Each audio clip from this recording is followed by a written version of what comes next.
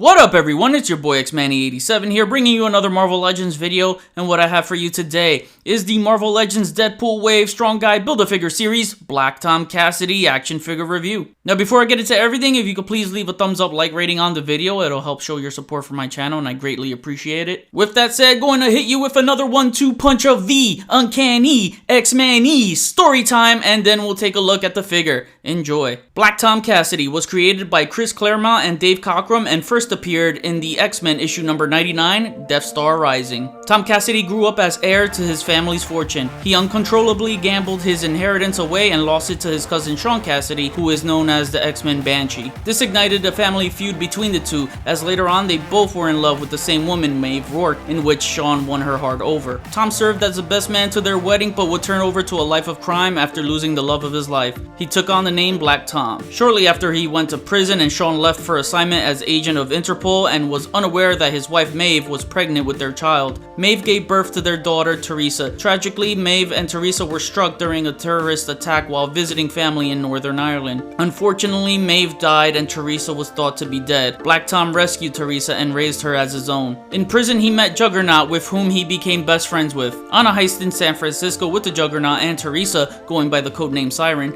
the three encounter battles with Spider-Woman along with the X-Men, but ends with Tom going back to prison. Black Tom exonerates Teresa of her crimes by writing a letter to Sean explaining she's his daughter. The X-Men bring her back and she is joyfully united with her father. Later in a battle between Juggernaut versus Spider-Man, he is briefly endowed with half the powers of Juggernaut by the Ruby of Cyttorak. Then a showdown takes place of Black Tom and Juggernaut versus Spider-Man and the X-Men. Later in a battle with Siren and her X-Force teammates, he is shot by Cable. Tom has a piece of wood grafted onto his body, which leads to a virus spreading over his body, making him look like the best Groot cosplayer ever.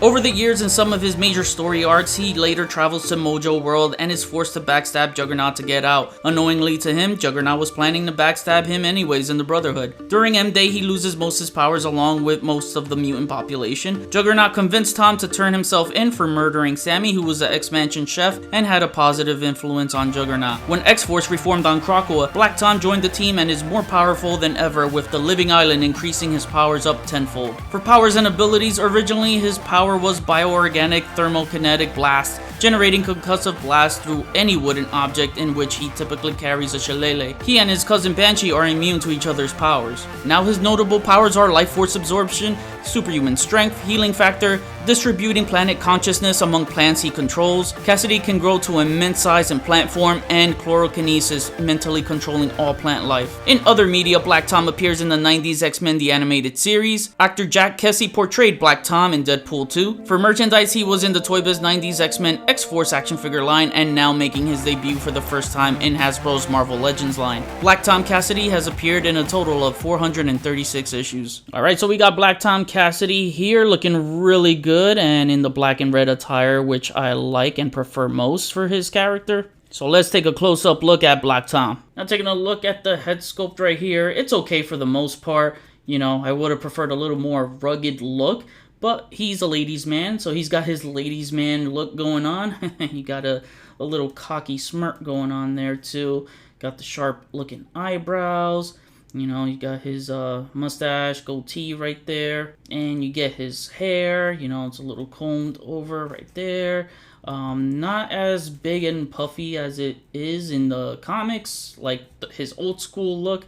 This one's a little more trimmed down, a lot more trimmed down, I should say. But yeah, it would have been cool to see like an alternate head where it's like half wood or something like that, or even the X-Men animated series head where it's more gray. So that would have been a cool option to see with this guy. Then for his attire, you got the big pop-up collar right there, and he's mostly made of Shatterstar parts, so you're gonna see a lot of Shatterstar reused parts here. At first glance, I thought his proportion on the upper torso was a little off compared to his arms, but that's just because his arms are very baggy with the sleeves, so you know, it's supposed to be baggy in that area, and it's a little more slimmed down right here. It's supposed to be a little tighter, but again, this is Shatterstar reused parts. The lower body, I would say, is Shatterstar. The upper body right here is retooled, at least. So it's a new sculpt and different from Shatterstar. And then you got his little Batman Beyond logo going on. It's funny because when the Batman Beyond TV show came on for the first time and I saw that logo, I was like, huh, that reminds me of Black Tom Cassidy. So really cool though. No issues with the paint right there. It came out really nice.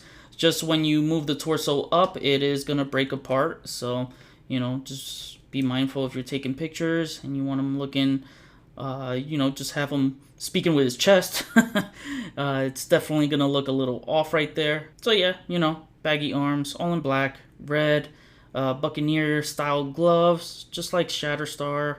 And then you got the belt, which is a separate piece. That's a newly sculpted piece, and it's pliable and just slides up and down however you prefer. I prefer like right there. That's where it best fits. Then the rest, not a lot going on. You got the Bucky cap legs, and you got the Shatterstar boots and painted it in a red color. So got the boot swivel there, so that's really nice. Good choice of reused parts over here. Really like the red color. Then you get the pegals at the bottom of the feet. As for accessories, we get an all new accessory right here with his shillelagh. So this is looking really cool. I like the skull right there on the top.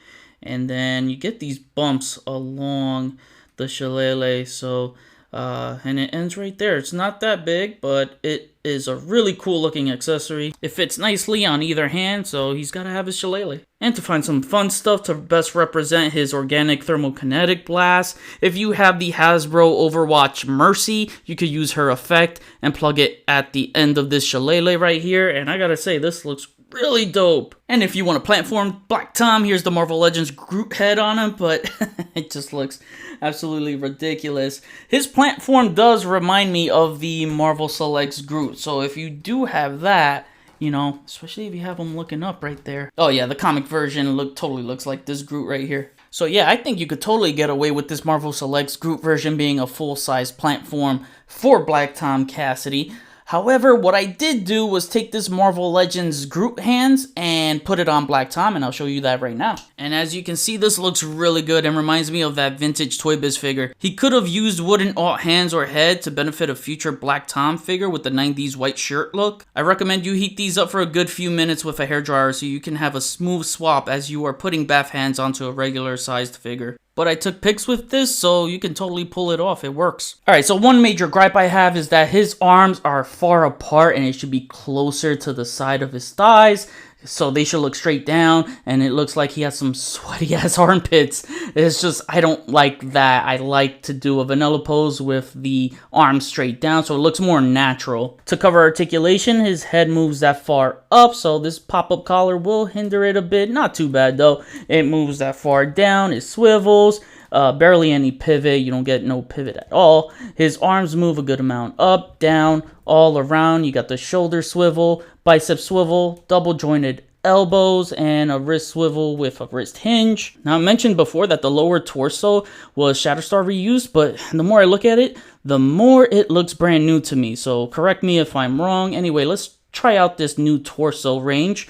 So it moves that far down, not too bad, and it moves that far back. Waist swivel, you got his legs that move that far apart, moves that far up and that far back, awkward frontward split. His legs rock around, you got the thigh swivel, double jointed knees, and oh no heel to the shillelagh butt. You got the boot swivel, and his ankles move up that far down, and he's got the ankle rockers. Now for some comparisons, here is Black Tom Cassidy next to Deadpool and Cable. Here is Black Tom next to Spider-Man and Spider-Woman. And I will always thank the Black Tom Cassidy character for setting up one of my favorite battles in comic book history, and that's Spider-Man vs. Juggernaut. Speaking of that battle, here he is next to his best friend Juggernaut. Now for my on the shelf segment, here is Black Tom Cassidy in my X-Men villain shelf. Gotta have him next to his best friend Juggernaut, so I have him chilling here with the Brotherhood. Alright, and now to wrap things up, my final rating is an 8 out of 10. When it comes to OG X-Men villains, Black Tom is a must-have for your X-Men villains display. The reuse of Shatterstar parts made sense here and delivers capturing his attire really well. I'm okay with this head sculpt, but they could have done better for sure. I love the shillelagh accessory with the skull, as that's what's needed most with this character over alternate heads or hands. The articulation is good enough to capture most of his comic book counter poses. I'm a sucker for black and red color combinations, so this pleases me and makes me very happy they went with this classic look, as this was the look I wanted most out of all his other attires. I had so much fun photographing this figure. Definitely looks great having him next to Juggernaut. At this point, now that Hasbro delivered us majority of our X-Men heroes,